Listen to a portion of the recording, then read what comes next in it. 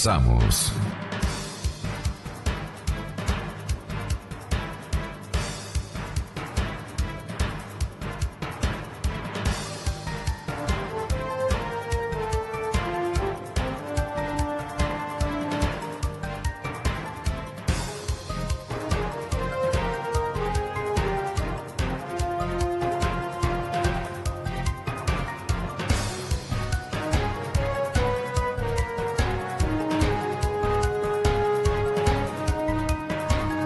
Vengo muy preocupado, señoras y señores, por el anuncio del señor asambleísta Fausto Cayambe.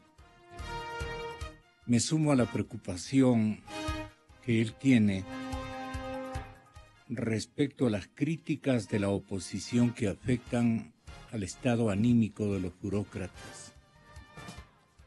El oficialismo cree que las alusiones al estado obeso les genera una inestabilidad emocional tremenda y es una clase social muy sufrida. Perdonen la ironía, pero es noticia el día de hoy en los rotativos, especialmente en el diario La Hora. Cayambe cree que críticas de oposición afectan a los burócratas. Y él es bastante compasivo de esta situación. Quiero anunciarles que habrá un conversatorio al comenzar la noche quiteña del día de hoy. Y participarán los periodistas Talía Flores, Jorge Ortiz, el señor doctor Íñigo Salvador y el autor de la obra, Enrique Ayala Mora. Me estoy refiriendo al lanzamiento de este libro que se llama García Moreno, su proyecto político y su muerte. ¿Quién mató a García Moreno? Es la temática que van a abordar los referidos intelectuales que se darán cita hoy a las 6:30 de la noche en el Salón Olmedo. Sí, el Salón Olmedo, dice, del edificio José Joaquín Olmedo. Esto me sonaba más a como que va a ser en Guayaquil, ¿no? No, pero es aquí, ¿sí? La Universidad Andina Simón Bolívar, sede Ecuador, y Paradiso Editores están invitándonos a todos a este gran conversatorio. ¿Quién mató a García Moreno? De lo que he leído, Ayala Mora tiene otra hipótesis o otras certezas sobre quién mató a García Moreno. Y con lujo de detalles, asume esta responsabilidad como historiador, una responsabilidad histórica respecto a otras hipótesis que han escrito en historias del Ecuador y especialmente de la República del Ecuador, muchísimos autores, entre ellos el propio hermano de Jorge Ortiz y el otro historiador, Castelo. ¿Quién me ayuda? Malos para los libros, mis compañeros. Así es que confieren ustedes. Es complicado. Bienvenidos a todos, señoras y señores. Nuestro invitado especial, siempre es un honor tener aquí al doctor Pablo Lucio Paredes. En esta época de poner a trabajar a la mente, a la memoria, y en realidad ponernos a pensar que tras una larga lista de intentos de concretar unos nombres sólidos para presidente de la República, encontramos cualquier cantidad de gente que tiene todos los factores, todas las características, todos los valores que se requieren para una economía destrozada como la nuestra, para que otorguen una lección de buen seguimiento y conducción económica de un Estado, a los que se han tomado el poder y quieren sobrevivir a través de una tragedia, asegurándonos de que ese modelo es el adecuado, el más justo, el más equilibrado, el que ha dado unos resultados increíblemente positivos en obra pública, en beneficios para el Estado y para la población. La clase media incluso, sí, comulga en buena parte con esas visiones. Y al final de finales, y perdonen por así decirlo, termina votando por los mismos. Y el pueblo termina votando por los mismos. ¿Qué le aseguran estos caballeros? ¿Qué le aseguran? Ahora están afectados inclusive por estas alusiones que hace la ciudadanía al mal estado burocrático que afecta a la nación, este estado fundamentalmente obeso, agigantado por los compromisos de una cantidad no mayor a cuántos habitantes, a cuántos ciudadanos y ciudadanas alcanzará este gran club que se inició hace 9 años. Y qué pena decirlo, con nuestra ayuda. Porque todo el mundo, hasta en el seguimiento periodístico, le dimos un valor de prioridad y dejamos abandonando carreras de enteramiento económico, de precisión económica, de ajustar otro tipo de modelos para nuestro país.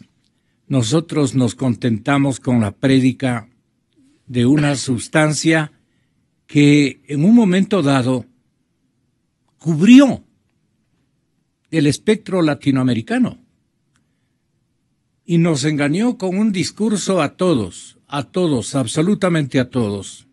Nos engañó con un discurso falso, un discurso no equilibrado en sus manifestaciones y resultados, y ahí tenemos las consecuencias a la vista. Y este momento perseveran en la intención de quedarse, y cada vez que tenemos a este distinguido economista que con otros en cualquier momento de la vida republicana nos habrían otorgado mejores beneficios y certezas en la construcción de una sociedad, no digamos para no ser politiqueros, más justa ni cosa por el estilo, una sociedad más equilibrada pero con aciertos en lo que está haciendo. Este momento no sabemos a dónde nos están conduciendo esta enorme cantidad de burócratas y al comando el presidente de la República que sugiere lo que sugiere el día sábado, que su modelo es el más preciso, como dijo el fin de semana anterior. Comparando con el trimestre anterior, decrecimos 1.9. Aquí no se puede llamar recesión porque el trimestre anterior sí habíamos tenido un crecimiento. Pero si comparamos con T-4, que es lo más importante, el decrecimiento ha sido de casi 3%, el más alto de la década. Nos sigue el 2009 con 2.3%.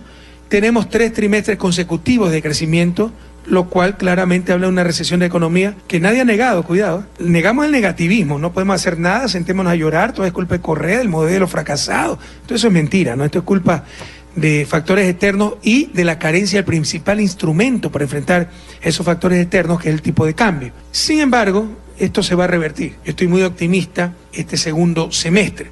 Tal vez el segundo trimestre del 2016 también tengamos cifras malas, pero de ahí, los 2 últimos trimestres, creo que la economía se ha recuperado muy fuertemente, las medidas que hemos tomado están dando efecto y vamos a tener un desempeño económico bastante bueno, que ojalá revierta el mal desempeño de los 2 primeros trimestres. No vamos a decrecer, como dice el FMI, 4.6 es una barbaridad, y con un poco de suerte todavía creceríamos en el 2016, pese a que nos ha pasado de todo. No olvidar que también en los primeros 6 meses tuvimos que pagar $1.000 millones proxy, que no quedan en economía, no es que es gasto público, pero que va a la constructora nacional y genera empleo, no, va afuera, no sirve para absolutamente nada, solo deprime la economía. Todos esos factores han contribuido a los malos resultados económicos. Estos problemas con la Revolución Ciudadana no es lo mismo que tenerlo antes de nuestro gobierno, porque Dios no quiera, esa persona que se queda sin empleo, ya no es que se quede en la calle. Si está afiliado al IES, tiene seguro de desempleo. Si tiene que ir a un centro de salud, la medicina, la atención es absolutamente gratuita. Si está enviando a sus hijos a la escuela, pues esa educación pública también es absolutamente gratuita. Entonces se han generado tejidos de protección social que mitigan muchísimo, sobre todo en los más vulnerables, los efectos no de crisis, esto no es crisis, bueno, ya no me pongo a discutir, si quieren llamarle crisis, de esta recesión económica que gracias a nuestras políticas económicas hemos impedido que se convierta en una crisis generalizada. Exa FM. Es de tu generación, y por lo menos por ese lado te culpo. A manera de broma, Pablo Lucio, el señor presidente de la República cree ser un economista exitoso, porque del estado en que se encuentra la economía, da cuenta que él tiene una percepción tan especial, tan singular, que asegura que entre el tercero y cuarto trimestres, la economía y su tendencia será a revitalizarse. Y todo lo que él ha inyectado, dice, de las resoluciones, decisiones políticas súper acertadas, le dan la seguridad de que el segundo semestre de este año va a tener otro cariz, otras características más optimizantes. Y claro, la gente especialmente que ignora lo mal conducido que está esta economía, el pésimo modelo que ha puesto en vigencia, ya no es hora de mayores comprobaciones. Ya es hora de que se sincere y el señor presidente pida disculpas a la gente. Por lo menos yo pienso con mi libertad de expresión de esa manera. ¿Tú qué piensas como técnico, como catedrático, académico, autor de muchísimos libros y un hombre con una certidumbre en lo que propones y en lo que has hecho en tu vida en todo sentido, pues sabe a dónde nos está conduciendo este modelito? Pablo, bienvenido, muy buenos días. Justo el sábado dijo lo que acabamos de escuchar. ¿Qué te parece a ti, Pablo? Sí, muy buenos días. Un abrazo a Gonzalo y a toda la gente que nos escucha. Mira, yo creo que en una democracia hay que estar siempre conscientes que unos y otros, y siempre lo digo, estamos en el mismo barco. Por ende, todos queremos el bien del país, ¿no? No es que unos quieren el bien y otros queremos el mal, ¿no es cierto? Y así como el presidente tiene derecho, obviamente, a expresar su opinión sobre lo que sucede y lo que puede suceder, también los otros tenemos el mismo derecho a dar nuestras opiniones, y eso es lo que debe generar. No es insultos u otro tipo de cosas. Lo que debe generar más bien es algo que desgraciadamente no hay mucho en el Ecuador, y peor en estos 9 años de la Revolución Ciudadana, que es un diálogo entre ecuatorianos. Eso es fundamental. Las sociedades se van construyendo en base al diálogo, igual que una empresa se construye en base al diálogo, una familia, una sociedad también se construye, ¿no? Entonces, cuando uno pone barreras excluyentes unos a otros, es difícil construir una sociedad, porque unos creen tener la verdad absoluta frente a los demás. Yo creo que eso es muy importante. Entonces, el presidente tiene su visión, y está muy bien que la tenga. Otras personas tenemos otra visión. Ahora, yendo al concreto de las declaraciones del día sábado, yo recuerdo que el gobierno siempre en estos últimos meses, siempre ha rechazado la expresión de que estamos en recesión, ¿no? Me parece haber oído muchas veces, al menos, que bien se ha dicho, no estamos en recesión. Ahora veo que el presidente, y bueno, creo que las cifras están ahí, dice, sí estamos en recesión, nunca lo hemos negado. Por último, si Puede estamos ser, en crisis, dice. Puede ser que en algunas circunstancias lo haya aceptado, yo he oído otras en que no lo ha aceptado, pero bueno, no importa, más allá de las palabras, creo que las cifras que entregó el Banco Central en estos días muestran, bueno, son al primer trimestre, lógicamente, muestran que efectivamente comparando el primer trimestre del 2016 con un año atrás, el mismo trimestre del año 2015, la economía cayó 3% aproximadamente, pero también hay que tomar en cuenta que en ese periodo los precios en la economía han caído alrededor de 1%, es decir, realmente el Producto Interno Bruto, de que es lo que estamos hablando aquí, es decir, cuánto es el valor de los bienes y servicios que se produjeron, han caído en alrededor de 4%. Es decir, la masa total de riqueza en el Ecuador en esos 12 meses cayó realmente alrededor de 4%, ¿no? Es decir, se está contrayendo la economía, ¿no? Se está achicando la economía. Eso es lo que estamos viendo. Obviamente, eso ya, como decía hace un momento, es al primer trimestre de este año. Eso ya pasó. Uno podría preguntarse, bueno, ¿y el segundo trimestre qué sucedió? Porque el segundo trimestre estaba más cercano, era hasta hace 15 días atrás era el segundo trimestre. Bueno, no sabemos, el único que nos puede dar cifras del Banco Central, porque realmente recopilar ese tipo de cifras es un tema muy complejo, ¿no? El propio presidente dice probablemente tengamos todavía un segundo trimestre malo, ¿no? Entonces es posible que el segundo trimestre también nos muestre una cifra de caída anual de la economía de 3,5%, ¿no? En total, en términos anuales. Es decir, la economía al menos hasta mitad de año se ha contraído, ¿no? Ahora, mirando hacia futuro, ya no el segundo trimestre, sino mirando más hacia futuro, es decir, lo que viene... El tercer y cuarto trimestres. El tercer y cuarto trimestres. Bueno, a eso le apuesta él. Uno no puede andar adivinando qué es lo que va a pasar en la vida, pero obviamente hay ciertas indicaciones y ciertas tendencias básicas de la economía. El presidente dice la economía se va a recuperar vigorosamente, lo estamos viendo, dice él, y quizás... así como el Fondo Monetario ha dicho que en el año 2016 vamos a caer 4,5%, eso no va a suceder jamás, dice el presidente, más bien se va a recuperar la economía y hasta podría ser que terminemos en cifras positivas del año 2016.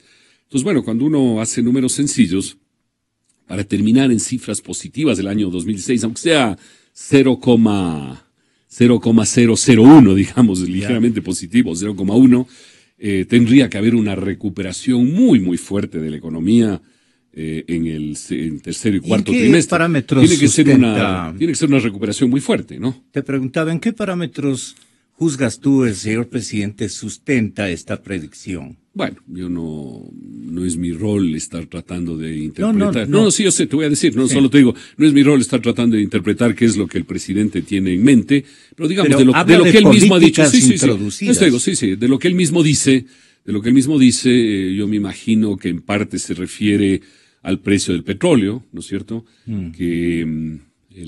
Cuyo promedio en el primer semestre, enero a junio, fue del orden de $28 más o menos, el ecuatoriano me refiero, y pero en cambio ya en junio, julio ha estado alrededor de 35, 40, entonces quizás él está pensando que esa recuperación del petróleo se puede mantener. Va a proseguir, al menos se mantendrá en esos niveles, que ya es mejor que el primer semestre, como te digo, fue apenas 28. ¿Qué otra cosa? Bueno, la otra cosa que él mismo señaló el día sábado es que los depósitos y los créditos en la banca han caído menos de lo que venían cayendo. Sí. Hasta se han recuperado en ciertos aspectos. Eso lo atribuye a una gran liquidez que nuevamente ostenta la economía. Bueno, ha habido una recuperación de la liquidez. Habló ayer de liquidez. Sí. No, incluso creo que habló o alguien habló, no sé, vi alguna cifra en alguna parte o algún comentario de que podría haber una inyección de liquidez por parte de la banca, entiendo yo, de crédito de $10,000 millones, alguna cosa por el estilo, lo cual me parece bastante complicado, porque eso ¿Es arriesgado? Es arriesgado y complicado. porque eso significaría que el sistema financiero, digamos, si fuera solo la banca privada, significaría aumentar en 50% el crédito que ha dado a la economía. Obviamente eso no va a suceder. Ahora, si no hablamos de la banca privada, sino de las cooperativas también y de la banca pública, el aumento tendría que ser de 30% al menos, lo cual me parece bastante difícil, ¿no? Pero bueno, yo creo que es el otro elemento que está pensando el presidente. No el presidente, sino la Asociación de Bancos Privados. No, pero a nivel de aumento de créditos, digo yo. ¿No? De aumento, no de liquidez, sino de aumento de créditos, que no es lo mismo. Uno puede tener liquidez y no necesariamente prestarla en esa proporción. Y uno tiene que tener liquidez, obviamente, para precautelar la solidez del sistema bancario, ¿no? Entonces, yo había entendido que más bien el gobierno se refería a una inyección de crédito en la economía. Pero bueno, digo, esto no estoy muy seguro quién lo dijo exactamente, ¿sí? Entonces, ahí el tema del petróleo, ahí el tema del dinero. Creo yo, me imagino que el gobierno se está refiriendo a las obras de reconstrucción en Manabí y en Esmeraldas, que van a mover actividad económica, a pesar de que ahí nos estamos olvidando de que para mover esa actividad económica muy merecida en Manabí y en Esmeraldas, porque obviamente la gente está humanamente en una situación muy difícil y hay que recuperar esas provincias, pero para eso hemos tenido que sacar también a la gente de su bolsillo a través del IVA y una serie de medidas que tomó el gobierno. Le estamos sacando a la gente de su bolsillo dinero para hacer esas obras. Entonces, esas obras de manera muy justa se van a hacer, pero como contraparte de eso, la gente que está pagando más impuestos y en particular más IVA tiene menos recursos en su bolsillo, ¿no es cierto? Entonces es difícil que eso reactive la economía en su conjunto. Puede ser que reactive a Manabí y Esmeraldas, pero no tiene por qué reactivar al conjunto de la economía. Pero bueno, me imagino que el gobierno está pensando también en eso. Me imagino que el gobierno está pensando en créditos adicionales. Por ejemplo, hace poco recibió un crédito de la China hace algunas semanas de 1.500 o 1.900 millones de dólares. Ese dinero no está en este momento en la Reserva Internacional, pero no se va a quedar ahí, va a salir a la economía. Pero todo lo contrario, en fin, yo creo que todas esas cosas son las que está pensando el gobierno, pero realmente es muy difícil que lleguemos a una cifra positiva para el conjunto de del la año economía 2016, porque, te insisto, la recuperación tendría que ser enorme. Y por eso yo creo que la mayor parte, unas más y unas menos, la mayor parte de proyecciones apuntan a un decrecimiento del 3%. Hay unas más y unas menos, ¿no? Este es una especie de presión para todos. Pero más bien lo que debe registrar el presidente y comentarnos de esto es, si aquí estuviera un tercero, el señor director del Servicio de Rentas, por ejemplo, se me ocurre averiguarle, señor director o querido Orlando, si el IVA y el impuesto a la renta, como usted nos anunció hace muy pocos días, le van a dejar alrededor de 1.105 millones menos a la caja fiscal. ¿Con qué usted va a reemplazar esos recursos? Claro, él no elabora el presupuesto, pero da cuenta al presidente para que cambie su discurso. Le da cuenta al primero que debe darle cuenta es, presidente, la caída del IVA, la caída del impuesto a la renta nos va a generar una pérdida de recursos en el presupuesto de 1.150 millones de dólares. Y sin embargo el señor presidente apuntala su discurso y dice que las cosas de alguna manera van bien, que hay otros parámetros en cambio que anuncian mejores estímulos para el desarrollo económico, para que los ingresos, especialmente las balanzas, mejoren en su actividad.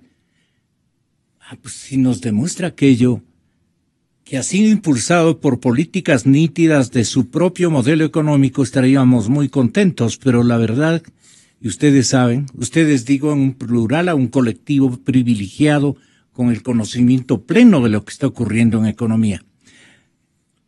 La víctima fatal resulta ser el ciudadano engañado, pues, o el ciudadano que ignora, por no decir el ciudadano ignorante de estos temas. Yo puedo ser medianamente ignorante, de hecho, y muchos de mis oyentes no tenemos lo que ustedes tienen, y ustedes hablan con certeza. La mentira cuantitativa a este momento es conveniente para una crisis, para una sociedad en crisis. A ver, nuevamente, vuelvo sobre el tema. Yo creo que no hay personas ignorantes, ni mucho menos en la sociedad. Yo creo que la gente vive el día a día y la gente sabe lo que está sucediendo en el día a día.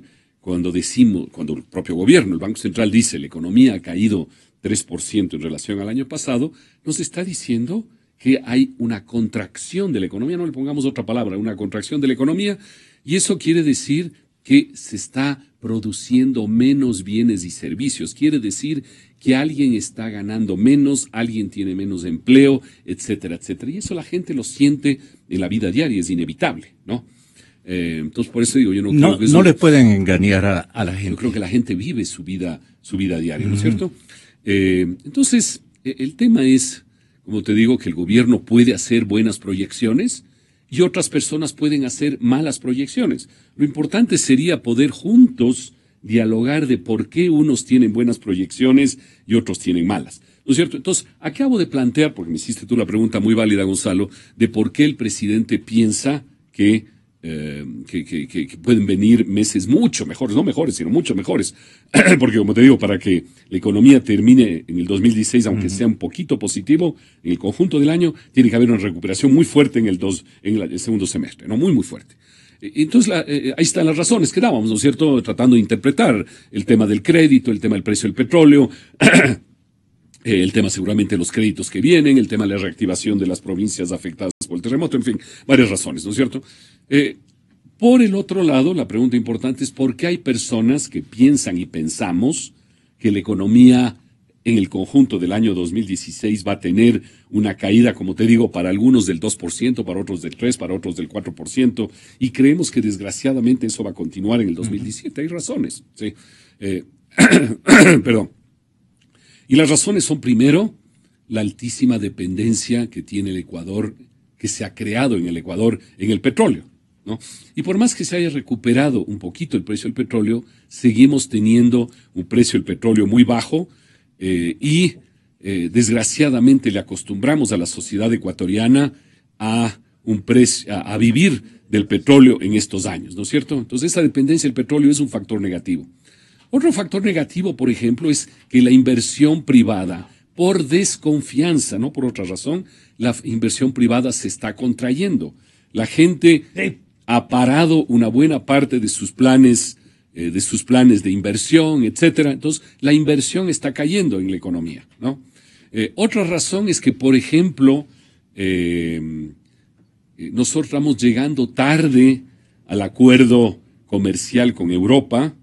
¿No es cierto?, que el Ecuador, por razones de mala estrategia, de error estratégico del gobierno, decidimos no negociar junto con Perú y Colombia, nos separamos, ellos ya tienen ese acuerdo, nosotros no lo tenemos, y en este momento el panorama en el sector exportador es de gran incertidumbre, porque si no logramos cerrar el acuerdo hasta finales de año, hay el riesgo, no la certeza, pero hay el riesgo de que a final de año nos apliquen en Europa altos aranceles a la entrada de nuestros productos. Entonces, hay un elemento de incertidumbre muy fuerte en el sector exportador ecuatoriano, en particular el que exporta a Europa, ¿sí?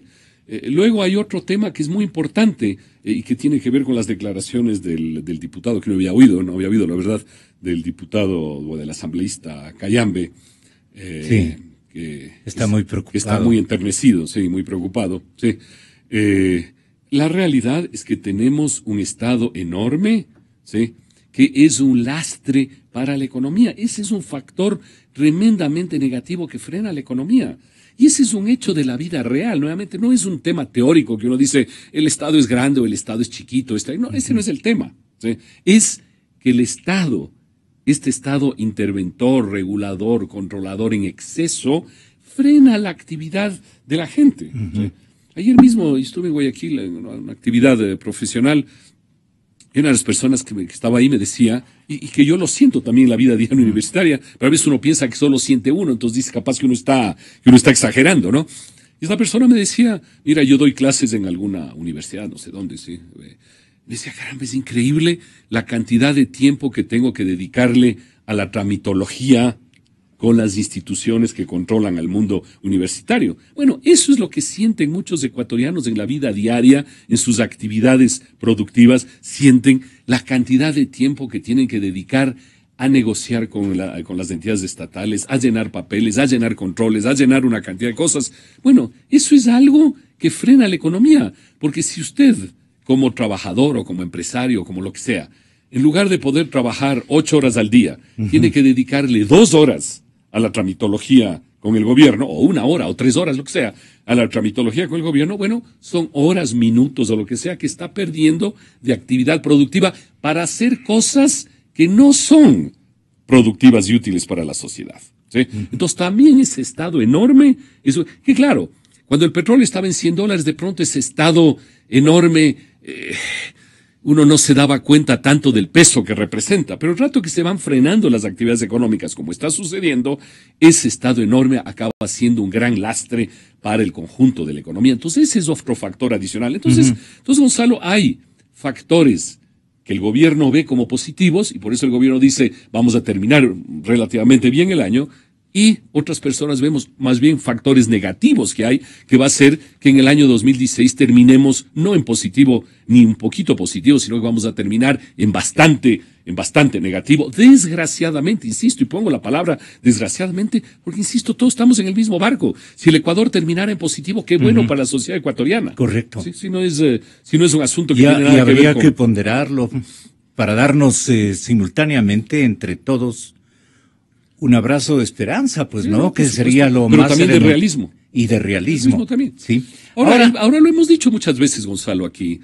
El Ecuador necesita ponerse de acuerdo sobre cosas básicas. Ojalá lo hagamos.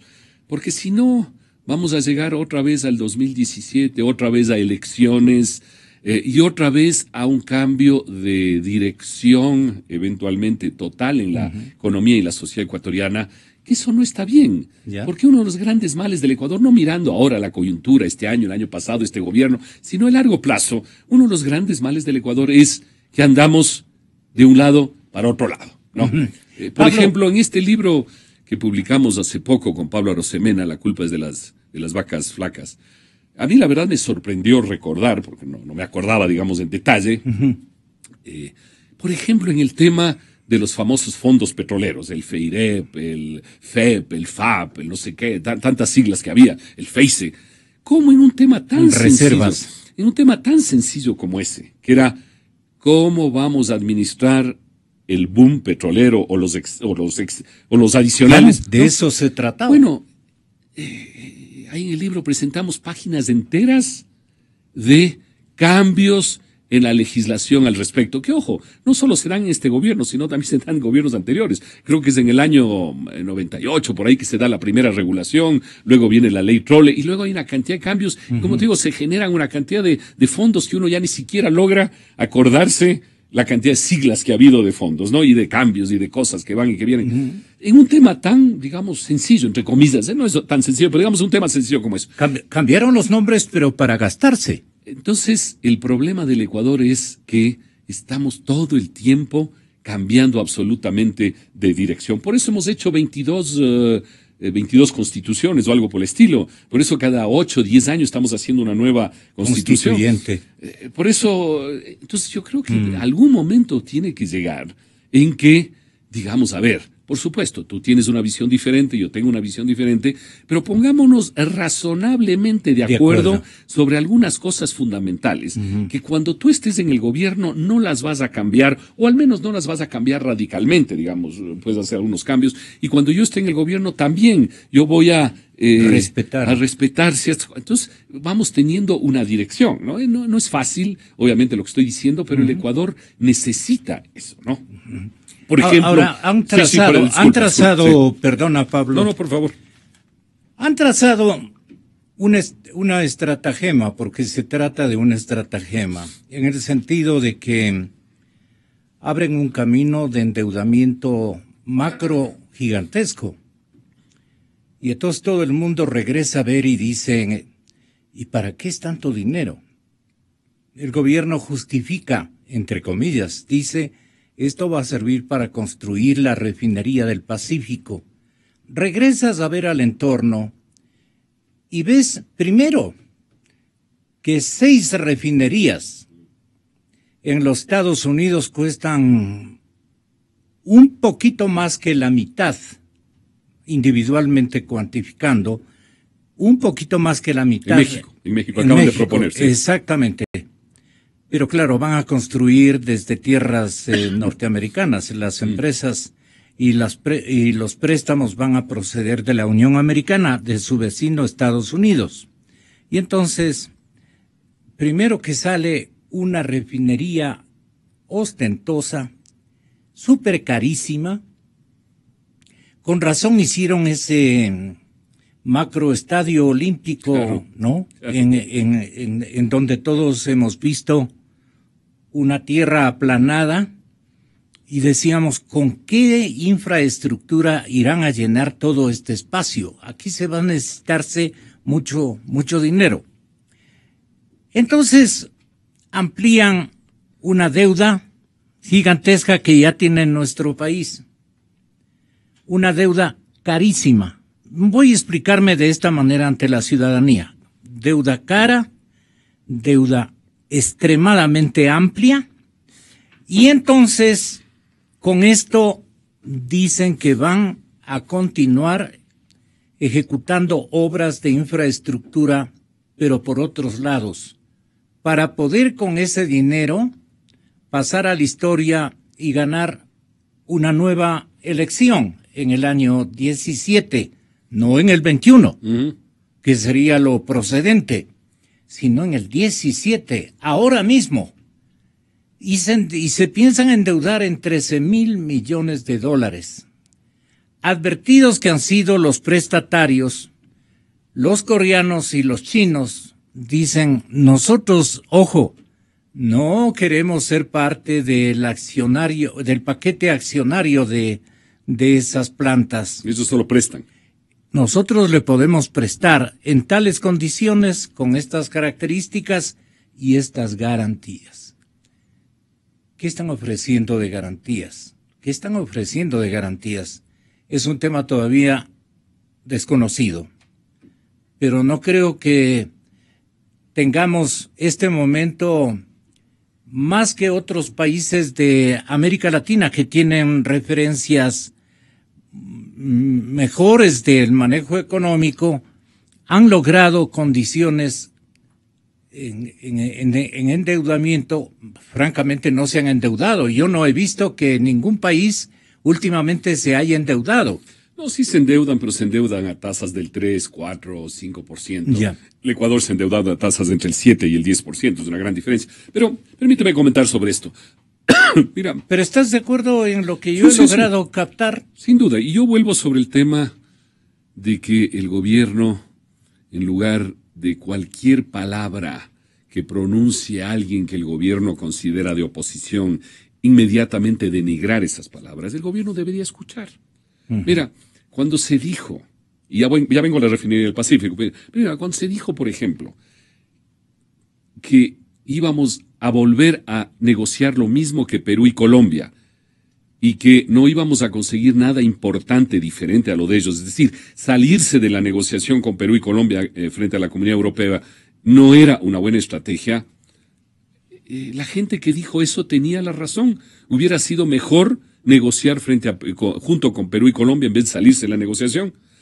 Cuando se dijo que las condiciones que el gobierno imponía a las empresas mineras eran excesivas y que por ende la minería no se iba a mover, eso mismo sucedió, no se movió. El gobierno podía haber escuchado voces de personas sensatas que le decían eso. Lo mismo sucede con el tema de la refinería. Ha habido gente sensata, y no me incluyo, ni siquiera me incluyo, sí lo he dicho, pero no, ni siquiera me incluyo. Hablemos de otras personas sensatas. Sí.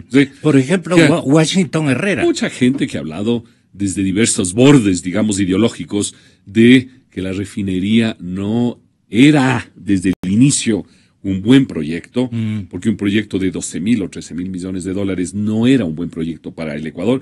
Peor incluso habernos hecho alianza con Venezuela, con la Venezuela de Chávez, que era un desastre como socio, ¿no es cierto? En fin, es decir, se cometieron errores diversos que la gente dijo, pero claro, como el gobierno apenas oye una crítica, dice, no, nosotros tenemos toda la razón. Bueno, desgraciadamente entonces el proceso de la refinería ha continuado, ¿no?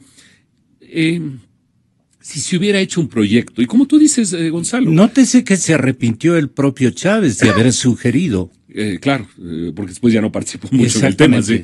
Al menos él se arrepintió a tiempo. Así es. Pero como tú dices, ahí la noticia internacional, yo no soy experto en materia petrolera, pero veo la noticia internacional de que un consorcio americano le ha propuesto al gobierno mexicano hacer 6 refinerías que en total son similares a la refinería del Pacífico, al menos en capacidad, no sé si en otras cosas, y que cuesta la mitad, ¿no? Así es. Entonces todo eso plantea dudas. Uno siempre ha dicho, sí se puede hacer una refinería en el Ecuador, pero podría hacerse a 2 condiciones. Uno, que sea un proyecto más viable, un proyecto que tenga relación con la economía ecuatoriana, 3.000, 4.000 millones de dólares, no 12. Y segundo, lo más fácil sería decirles a los privados, les vamos a dar la posibilidad de hacer una refinería en el Ecuador. Usted ponga su plata, arriésguese, haga usted. ¿Para qué tenemos que endeudarnos como sociedad ecuatoriana para hacer algo que los privados pueden hacer? Los privados dicen no nos atrevemos a aquello porque en ninguna parte del continente y peor del mundo se están construyendo refinerías. No es temporalidad como para que meternos en este negocio. Claro, ahora si el privado le parece que no hay negocio, él conociendo el negocio, de repente el Estado sin conocer el negocio, porque estoy seguro que los que están en el gobierno no son especialistas en esto. El tema es que nos están mintiendo que los 12.000 o 13.000 millones van a ir a la vena de la refinería. No es así. Voy a ese tema. La mejor, quizás la mejor explicación, porque yo creo que siempre hay que ser justo, dando al César lo que es del César. La explicación más concreta, digamos, que he oído sobre el tema de la refinería es un artículo de hace poco tiempo de Walter Spurrier, en que él como conclusión decía, si es que nos va bien en la refinería, vamos a ganar poco. En la última entrevista. ¿No? Si es que nos va bien en la refinería, vamos a ganar poquito. Si es que nos va mal, corremos el riesgo de perder mucha plata. Porque el negocio de refinar es un negocio complicado, complejo, de orden global, que además tiene márgenes de ganancia muy pequeños.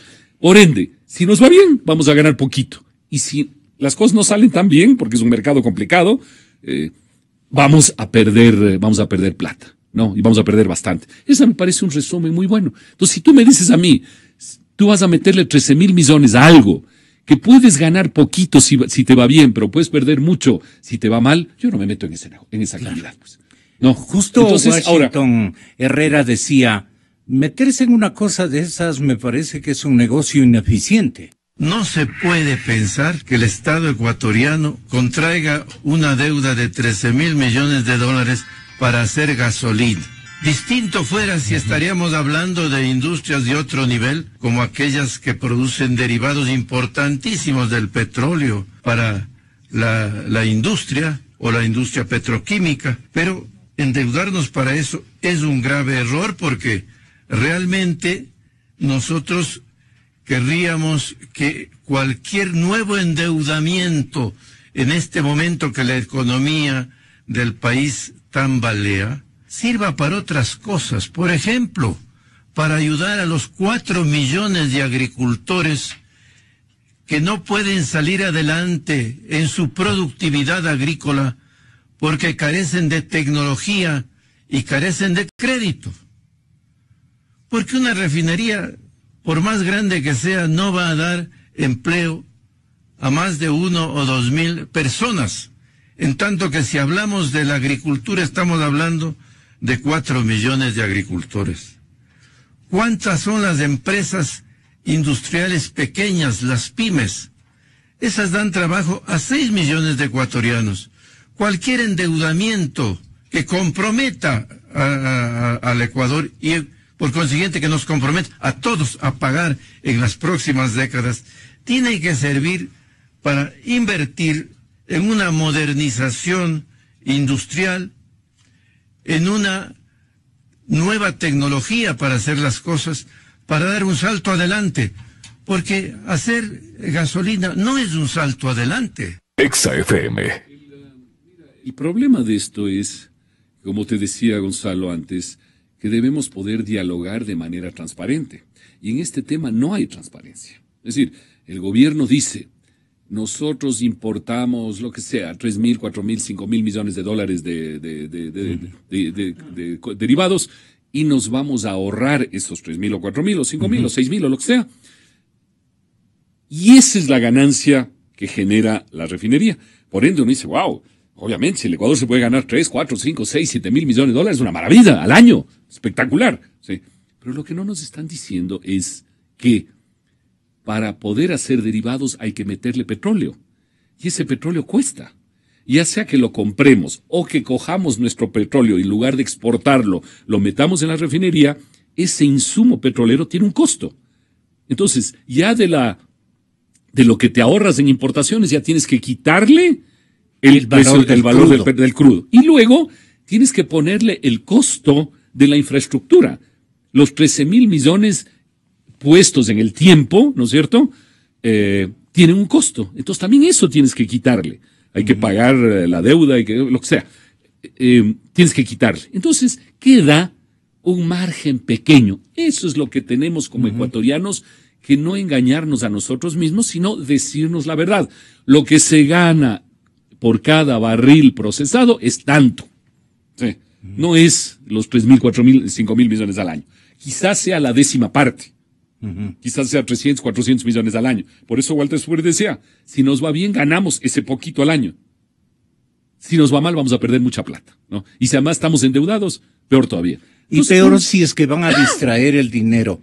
En el primer boom petrolero de los años en que era presidente de la nación, el general Guillermo Rodríguez Lara creó una serie de ayudas financieras a la generalidad de los sectores productivos, incluía incluso el comercio. Y mucha gente distorsionó ese crédito. Y en lugar de llevar a sus fincas, a sus haciendas, surgieron las importaciones de autos lujosísimos que se les veía caminar en las calles, y los departamentos en Miami, inclusive. Y aquí, ahí comenzó un boom también inmobiliario de lujo. Y en Guayaquil cosa igual, distorsionaron el crédito. Aquí dicen que los 12.000 o 13.000 millones están dirigidos a una distorsión por lo menos de la mitad. Distorsión en el sentido de que harían otras cosas a pretexto de que la inversión total solo en refinería sería desastroso para el país. Pero ellos necesitan dinero para mejorar sus construcciones, mejorar o crear nuevos activos. Entiendo, Gonzalo, si así fuera, yo creo que con más razón. Como propaganda electoral, digamos. Con más razón, si esa es la realidad, que honradamente yo no creo. Yo creo que si Corea mañana nos dice, les estoy dando 12.000 millones para la refinería, yo me imagino que ellos están controlando de que ese dinero realmente va a la refinería, porque incluso ellos van a construir la refinería, etcétera. Entonces me sorprendería que la mitad vaya a la refinería y la mitad vaya a otras cosas, ¿no? O en ese caso hay que decirle claramente a los ecuatorianos, hay 6.000 millones para la refinería y 6.000 millones para otras cosas, porque nuevamente estamos, insisto, todos en el mismo barco, no podemos engañarnos a nosotros mismos. Bueno, tampoco hay que engañar a otros, pero peor todavía engañarse a uno mismo, digamos, ¿no? Entonces, yo creo que ese es el típico proyecto. ¿No crees que van a distorsionar?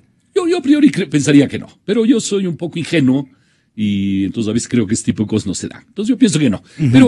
Pero la refinería en sí mismo, independientemente de otra cosa. No es negocio este momento. La refinería no es un buen proyecto, peor para que lo haga el Estado. Si queremos tener una refinería, se debería hacer lo que están haciendo en México, o lo que mencionamos hace un momento, llamar a empresas privadas y decirles, estas son las condiciones en el Ecuador para hacer una refinería. ¿Qué harías en lugar de una refinería? Si a ti te correspondería administrar este momento nacional. Mira, yo creo que no es un tema de plata directamente como tal, ¿no? Yo siempre recuerdo es un poco diferente el caso, por supuesto, pero lo traigo un poquito a colación. Al alcalde de Bogotá, que era un poco folclórico, no sé si te acuerdas, Antanas Mockus. Ah, sí. Sí. Se casó encima en un elefante, era lleno de cosas. Pero lo que dijo Mockus es más difícil aplicar a un país, por supuesto, pero en una ciudad es más factible. Pero él dijo, mira, yo no me voy a dedicar a hacer obras, a hacer túneles, a hacer cosas faraónicas. No, lo que yo voy a hacer es tratar de cambiar positivamente la mentalidad de la gente, la visión de la gente, la cultura de la gente, el enfoque de la gente. Eso voy a tratar de hacer. Porque cuando la gente tiene un enfoque positivo sobre la vida, las cosas se mueven y en cambio una calle más, una calle menos, un túnel más, un túnel menos, etcétera, sí ayuda, pero eso no cambia radicalmente las cosas, ¿no? Entonces, no siempre hay que pensar que lo que se necesita es simplemente echarle más dinero a las cosas. A ver, ¿qué obras va a hacer usted? ¿En qué gastaría la plata? No, yo creo que hay enfoques que son importantes. Ya hemos hablado de eso muchas veces aquí. Así es. ¿No es cierto? Desgraciadamente uno tiene las creencias que tiene y trata razonablemente de mantenerlas vigentes. Hemos hablado aquí, por ejemplo, de algo que necesita el Ecuador, y algo dije hace un rato también, es la estabilidad jurídica.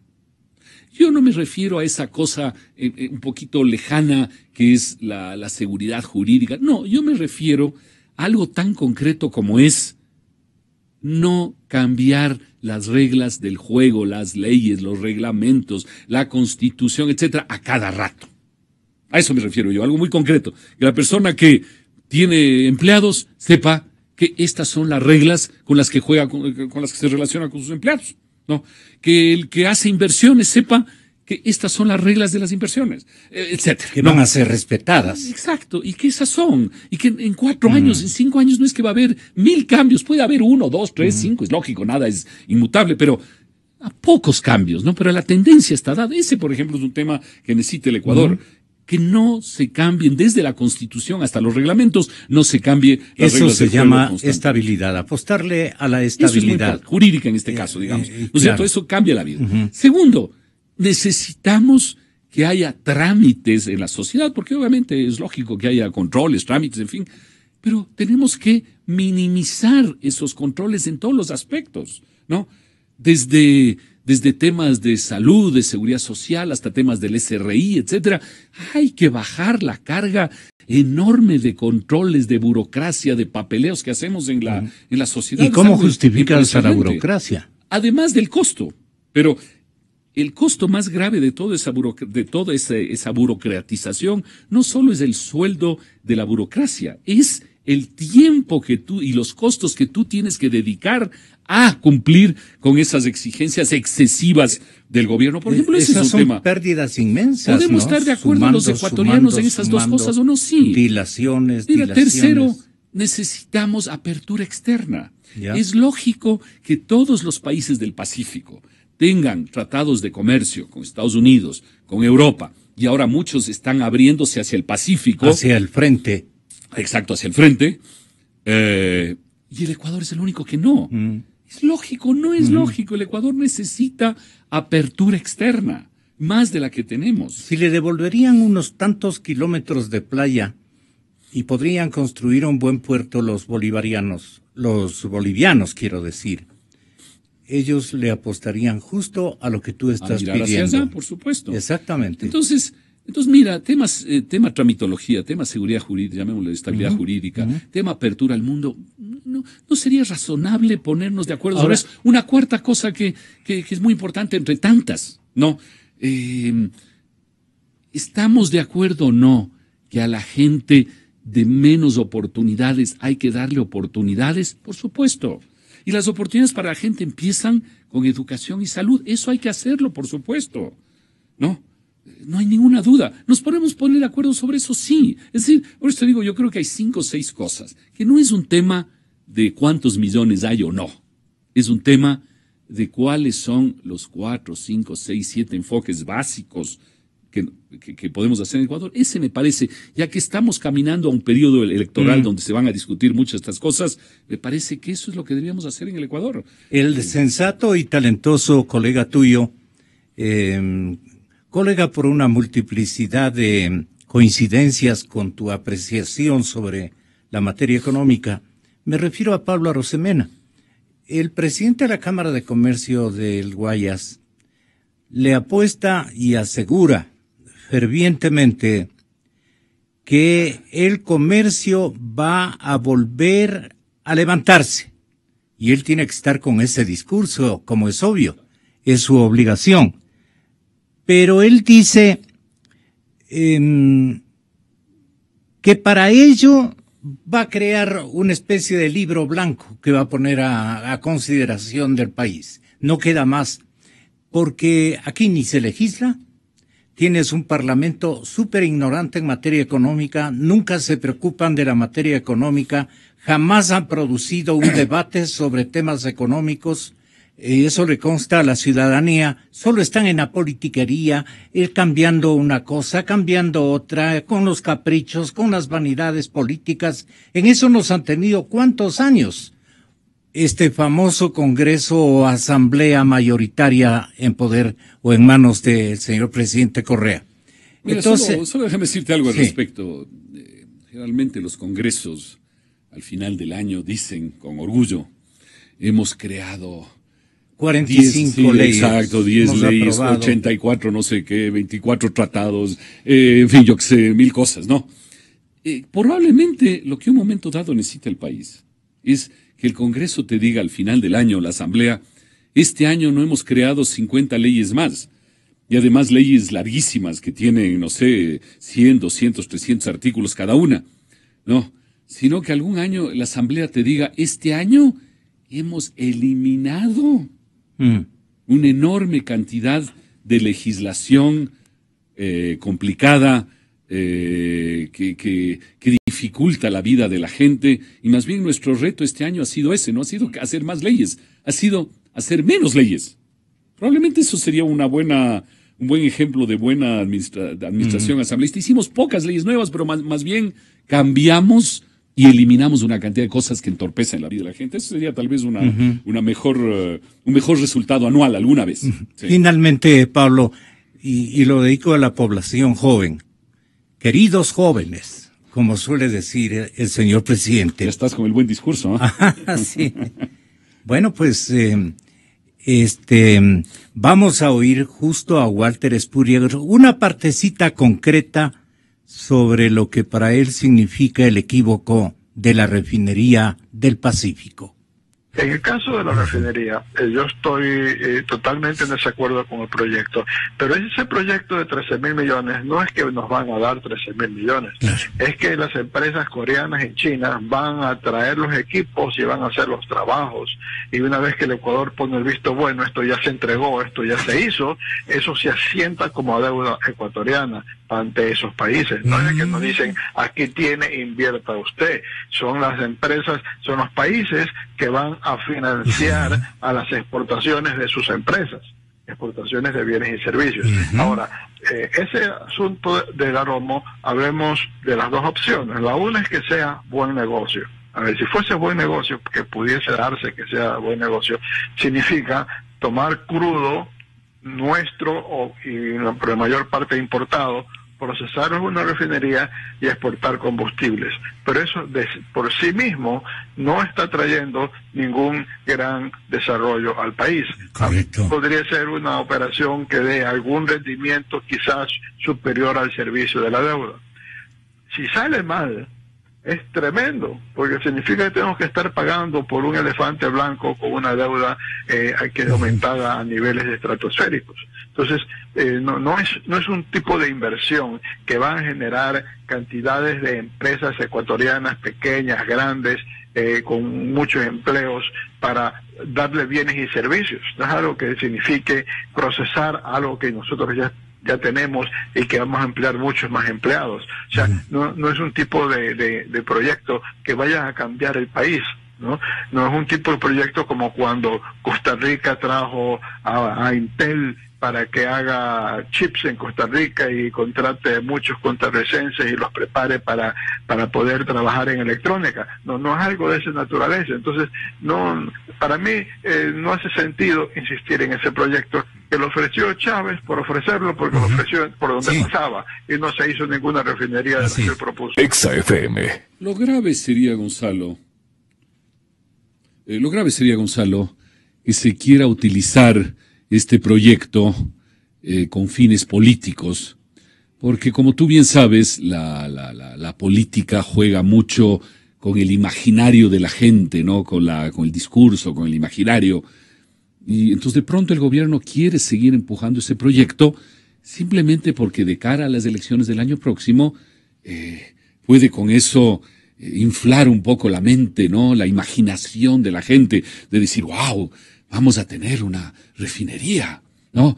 Vamos a ahorrarnos tanta plata, esto es un proyecto un maravilloso proyecto, entonces apoyemos políticamente. Entonces sería muy grave que, como acaba de decir Walter, y no hace falta volver a repetir el tema, que un proyecto muy malo como la refinería eventualmente se lo quiera seguir empujando por razones políticas, ¿no? Porque por último, si fuera un tema político que cuesta $1,000 al Ecuador, no importa, o si cuesta $1 millón, por último, pero es un proyecto que puede costar $13,000 millones a la colectividad ecuatoriana, entonces no se puede jugar con eso. Entonces yo creo que por último, el gobierno lo que debería hacer es abrir un debate serio con la gente sobre la refinería y decir, a ver, oigamos voces, dígame, a ver, ¿qué me dicen usted, yo? A ver, unos y otros reflexionemos. Capaz que el gobierno logra convencernos de que es un proyecto maravilloso, o al revés. Capaz que Walter Spurrier logra convencer al gobierno de que es un pésimo proyecto. Y bueno, si es pésimo, no se lo hace. Y si es maravilloso, se lo hace, ¿no? Pero eso no hay, ¿no? Pero utilizarlo, te decía, con fines políticos sería un tema extremadamente grave porque estamos hablando de una enorme cantidad de dinero que puede comprometer muchísimo del futuro del país. Así que bueno, esos eran los últimos comentarios, ya están los invitados. Recibe el abrazo. Así que estoy a las órdenes. Un gran abrazo a todos. Recibe el abrazo de la gente, Pablo. Muchísimas gracias por este nuevo privilegio de tenerte acá. Bueno, Luis Calero, Fernando Villavicencio y Jorge Pareja Cucalón retornan a asegurarnos de que no es novedad que el ITT tenía mayores reservas. El vicepresidente Glass asomó con esta novedad sin serlo. Rafael Poveda, ministro de Sectores Estratégicos, le están engañando al país y dicen algunos que inclusive al mandatario. Oh, no creo tanto. Señoras y señores, volvemos con la verdad. Exa FM y Democracia AM encarnamos la libertad de expresión con periodismo crítico. Lo hemos hecho siempre. Revista informativa Democracia, 28 de octubre del 2007. Y el presidente Palacio no ha gobernado ni un solo día. Primero porque no ha sabido